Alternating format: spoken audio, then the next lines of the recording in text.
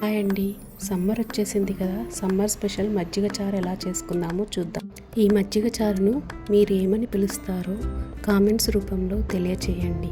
ముందుగా ఒక కడాయి తీసుకొని అందులో 3 స్పూన్ల నూనె వేసి జీలకర్ర, ఆవాలు, ఉల్లిపాయలు, పచ్చిమిర్చి, వెల్లుల్లి ముద్ద, కొంచెం కరివేపాకు వేసి మంచిగా వేగనివ్వాలి.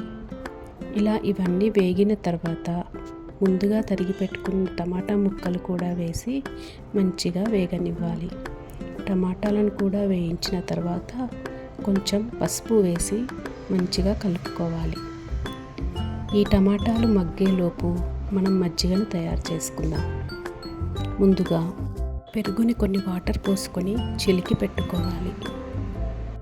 ఇప్పుడు ఒక స్పూన్ శనగపిండి తీసుకొని అందులో ఉప్పు, కారం వేసి నీళ్లు పోసుకొని పేస్ట్ లాగా తయారు చేసుకొని మనం ముందుగా చేసుకున్న మజ్జిగలో కలుపుకొని ఉంచుకోవాలి.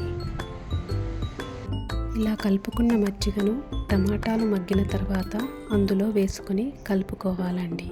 ఈ మజ్జిగను కంటిన్యూగా ఒక 5 నిమిషాలు కలుపుతూనే ఉండాలి.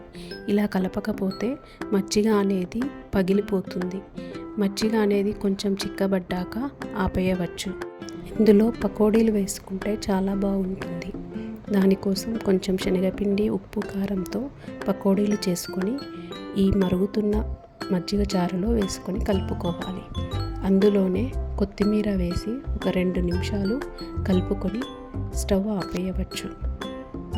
అంతే అండి, సమ్మర్ స్పెషల్ తెలంగాణ స్టైల్లో మజ్జిగ చారు రెడీ అయింది.